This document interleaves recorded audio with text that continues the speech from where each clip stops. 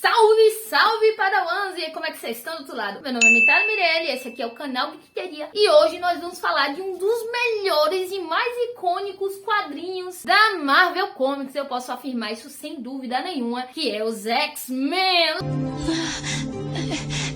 Scott. Até que pariu, começou.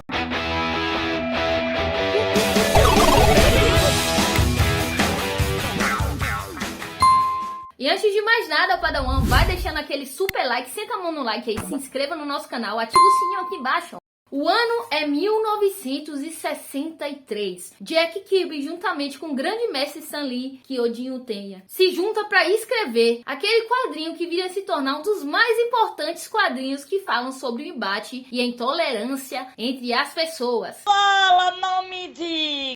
Formado inicialmente por Professor X, Fera, Ciclope, Homem-Gelo e Garota Marvel, que também é conhecido como taxado de diferentões, esquisitos e marginalizados. São pessoas que não se enquadravam necessariamente na humanidade, por isso eles foram perseguidos. E só por esse motivo os X-Men já merecem sim um vídeo especial nesse canal. Marcou a infância de muitos de nós que estamos assistindo esse vídeo aqui e vemos ele sendo utilizado em provas de faculdade, provas do colégio, provas do Enem.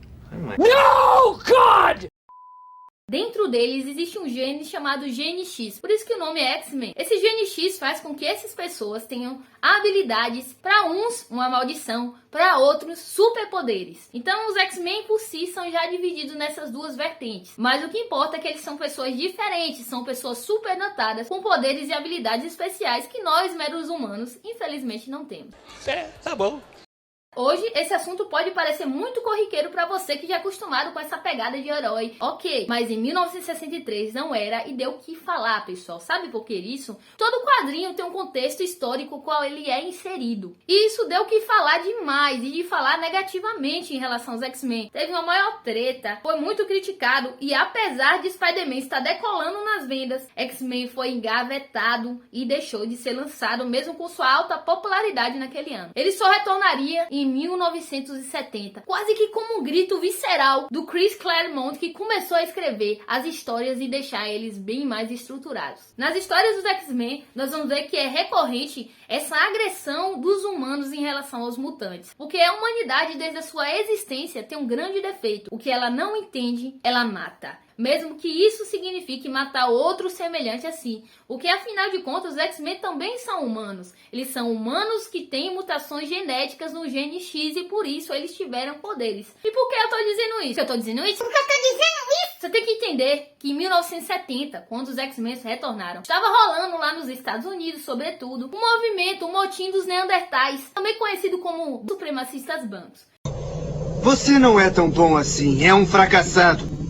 Lá nos Estados Unidos existiam leis oficiais federais de segregação racial. Se um branco quisesse sentar e tivesse um preto sentado, esse preto tinha que levantar para dar espaço pro cara branco. E por causa disso, X-Men bebeu dessa fonte e de uma certa maneira isso foi excelente para os X-Men, porque antes Magneto era apenas o vilão comum que queria destruir o mundo. Como todo mundo tenta destruir o mundo nas histórias de herói. Só que agora Magneto meio que beira o anti-herói ali, porque o discurso dele já é um discurso mais engajado na causa mutante, com o discurso de defesa dos mutantes que estavam sendo massacrados pela humanidade naquele momento.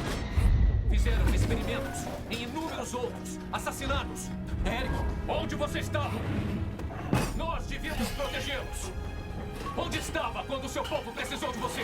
Se escondendo. Você e o Hank, fingindo ser o que vocês não são. Porra!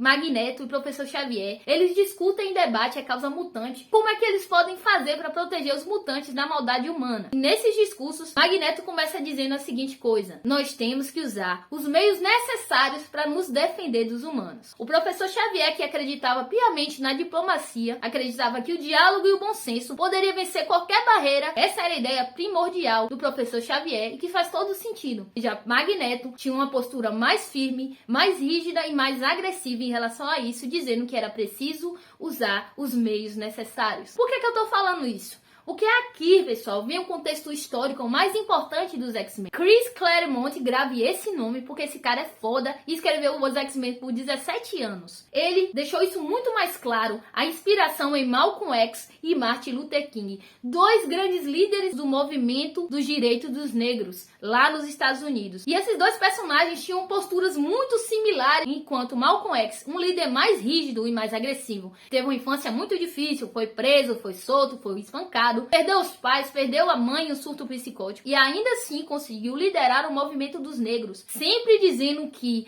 era preciso que os negros usassem os meios necessários para garantir os seus direitos. O que acontece é que a postura de Martin Luther King já era uma postura muito mais pacífica. Foi ele que liderou o maior boicote pacífico da história contra os ônibus. Aprendam, viu, galera? Boicote pacífico. Lembra que eu falei que tinha a lei de segregação racial, que os negros tinham que sair dos seus lugares para ceder os lugares para gente branca? Foi nessa situação que duas mulheres se negaram a ceder os seus lugares para uma pessoa branca, gerando uma grande revolta social entre brancos e negros. Por causa disso, teve um grande estopim nacional lá nos Estados Unidos e houve a grande marcha para Washington, uma marcha pacífica dos negros lutando pelos seus direitos. E lá nós vamos ver um dos maiores discursos da história em relação aos direitos dos negros, que é "Eu tenho um sonho". Exatamente um discurso similar de Professor Xavier no próprio quadrinho. E também vimos isso em X-Men Revolution, em um diálogo entre ele e Magneto, em que ele diz que ele tem o sonho de que homens e mutantes possam viver em igualdade e respeito.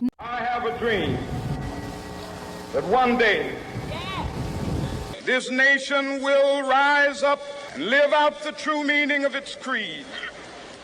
We hold these truths to be self-evident, that all men are created equal. Não é apenas um quadrinho, é história ilustrada. Coincidência? Acho que não! Além dessas mudanças, Chris Claremont também deu uma nova roupagem visual, porque antes as roupas dos nossos heróis eram extremamente espalhafatosas na pegada circo mesmo, e agora eles têm uniformes bem mais legais. Além disso, foi inserido o Tio Wolverine aqui na história, e entrou e permeou com essas questões sociais. Como o X-Men foi lançado em 63, ele tem muito material, então vou elencar aqui pra vocês um pouquinho desse material, tá bom?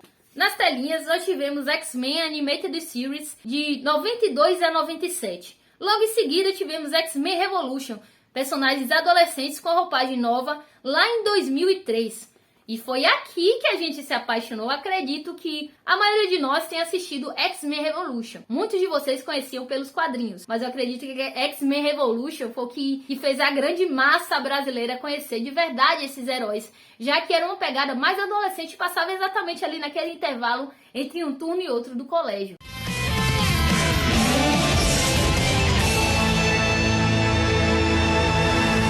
X-Men Evolution. Hora do show, porra! Logo após isso tivemos X-Men o filme em 2000, X-Men 2 em 2003, X-Men 3 Confronto Final em 2006, X-Men Origins Wolverine 2009, X-Men Primeira Classe 2011, X-Men Dias de um Futuro Esquecido em 2014, X-Men Apocalipse em 2016, X-Men Fênix Negra em 2019 e Os Novos Mutantes em 2020. Apesar de ter toda essa gama de filmes, nem todo filme é bom. Vamos convir que muitos é bagaceira mesmo. Vamos ter filmes muito bons, com CGIs muito bons, e vamos ter filmes com CGI que, tipo, cara, não era pra ter saído esse filme. Além disso, a história cronológica dos filmes é muito bagunçada, tem enormes furos de roteiro. Outra coisa muito importante é que X-Men foi um dos precursores para abrir o cinema para os heróis, porque se tinha um preconceito enorme em relação a filmes de heróis, X-Men mostrou que sim, é possível fazer filmes de heróis com uma pegada mais realista e trazendo para a modernidade. Então nós vimos essa enorme safra de filmes e filmes que saíram de X-Men, e você observar que a maioria dos filmes que eu e você assistiu, você vai perceber o quanto o X-Men ajudou a abrir as portas do cinema de uma vez por todas e acabar com o preconceito em relação aos heróis. Eu posso dizer que é inegável a importância histórica para os quadrinhos e histórica sociológica dos quadrinhos, que é X-Men, porque a gente vai conseguir entender o respeito que esses dois líderes tinham em relação um ao outro, apesar das suas ideias centrais serem completamente diferentes. Mais que um quadrinho, X-Men é uma história de direitos civis e de lutas pelas causas minoritárias. Se você gostou desse vídeo, comenta aqui embaixo qual a próxima saga que você quer. É filme, é série, é o que você quer. Comenta aqui embaixo, porque aqui você não é só mais um número. Aqui você é escutado e respondido. Vai, comenta, deixa o super like, compartilha com a galera, porque isso ajuda demais o nosso canal a continuar crescendo. Conto com você semana que vem. Semana que vem tem Constantine, o meu queridinho. Constantine, nós vamos falar de capirotagem, demônios e muitos anjos aí. Então, ativa o sininho pra YouTube te entregar assim que eu postar o vídeo, tá bom? Que a força esteja com você aí do outro lado. Deixa eu só testar aqui pra ver se eu sou mutante. Fui!